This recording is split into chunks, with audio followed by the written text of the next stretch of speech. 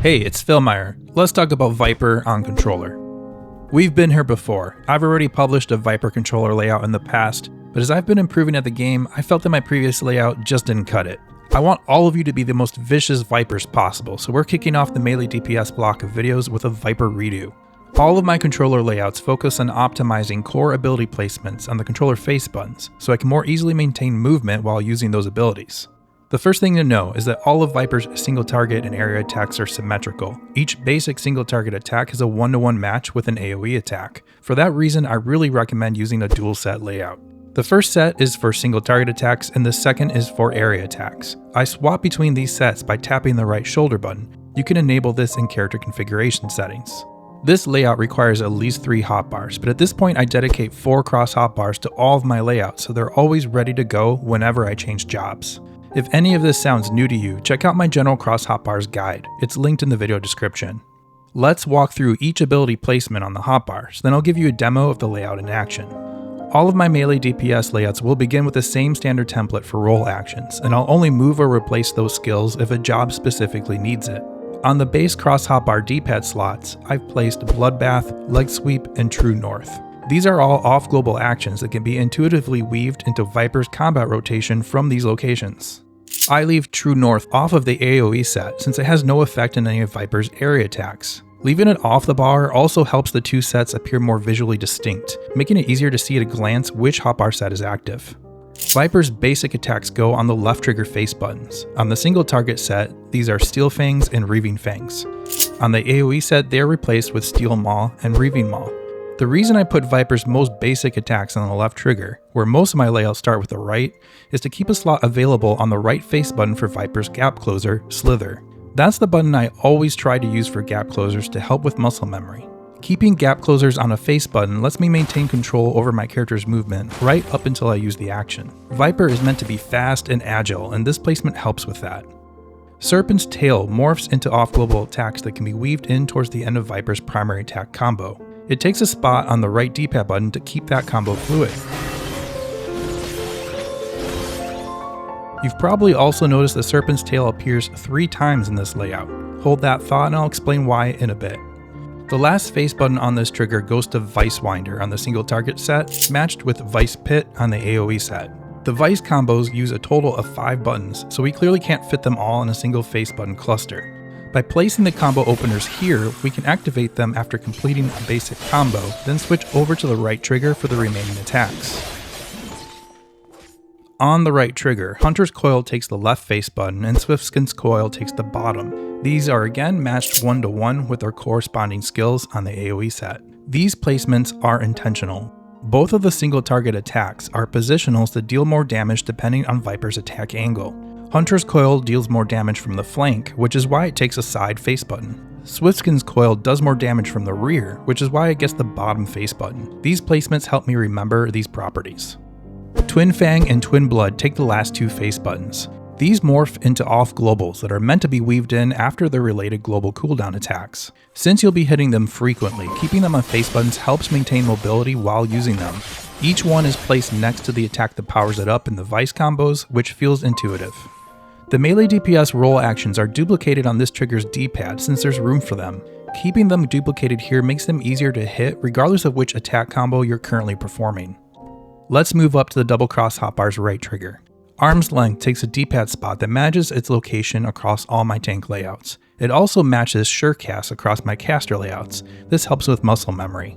Writhing Snap, Viper's basic ranged attack, takes one of the face buttons. I normally prefer to have this on a base hotbar face button, but Viper's melee combo actions take priority for me. The remaining 3 buttons kick off Viper's advanced attacks. Uncoiled Fury, a ranged attack with splash damage, takes the top spot.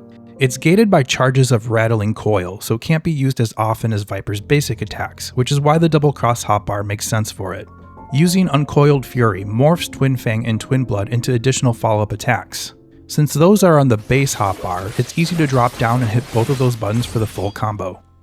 Serpent's Ire grants a charge of Rattling Coil and also immediately activates Viper's Reawaken combo, so it makes sense to have it next to both of those buttons for easy chaining. Reawaken takes the last button in this cluster. It kicks off Viper's string of powerful attacks, which, after being activated, mostly take place on the base hotbar. This is also why Serpent's Tail is slotted into the same D-pad button on both triggers. After activating Reawaken, I drop down to the base hotbar to perform the core of the combo, moving from the left trigger across to the right, before ending again at Reawaken. That symmetry feels good and makes the combo more fluid. Reawaken is also duplicated on the same button on the left trigger, letting me start and end the combo from either location. This is a convenience and not a requirement. The melee DPS defensive roll actions, Feint and Second Wind, take 2 of the face buttons on this trigger. They have notable cooldowns, so the double cross hotbar feels appropriate, and face buttons let me use them while staying mobile. Lastly, a third copy of Serpent's Tail takes the final face button in this cluster.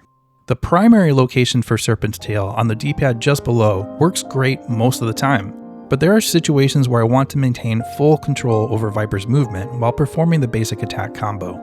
This occasionally comes up during dungeon runs when I'm chasing after a sprinting tank. It doesn't happen all that often, but when it does, having an extra copy slotted here and a face button helps me perform better.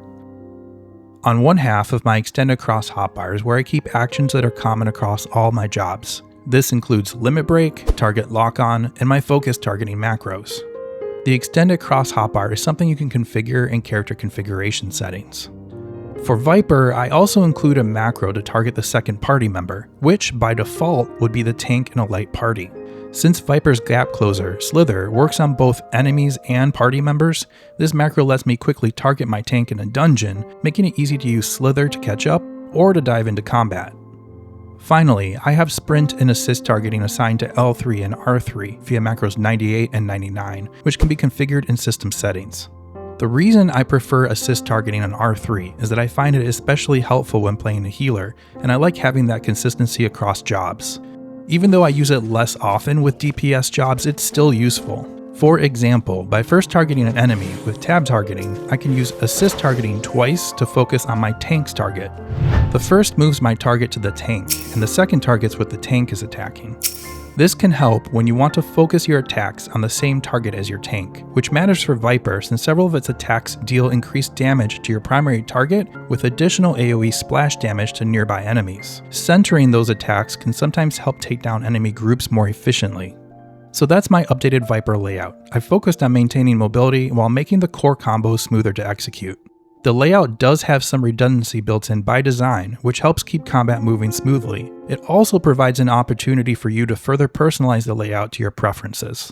Before I wrap up, I'll run through an example combat rotation to demonstrate the layout's flow. Just like my other layout demos, the goal is to show how it functions in a typical battle. I'm not going for perfect damage output here.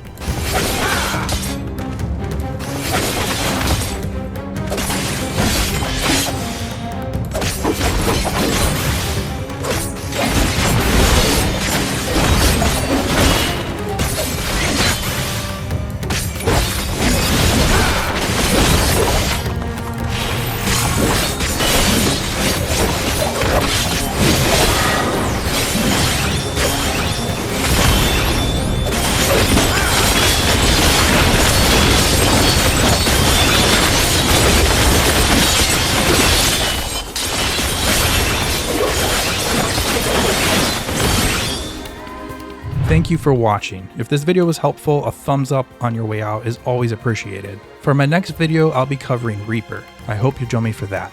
See you in the next one.